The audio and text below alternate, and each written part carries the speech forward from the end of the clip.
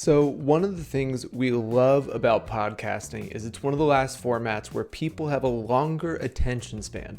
You can fit more high quality conversation, more high quality information into a piece of content and not lose attention spans. The problem is getting people to listen to your podcast, even just once, let alone a recurring long-term listener who really seeks you out for advice, seeks you out for information.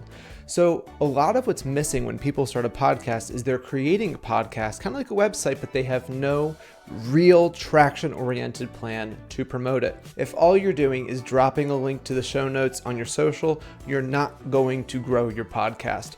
You need to be pulling out short form content. If you're an audio only podcast, do audiograms where you have the spoken word and captions on the screen, or even better, if you are a video first podcast. All of our clients are video first podcasts so that we can pull out highlights, at least one, if not 3 or 4 from every episode.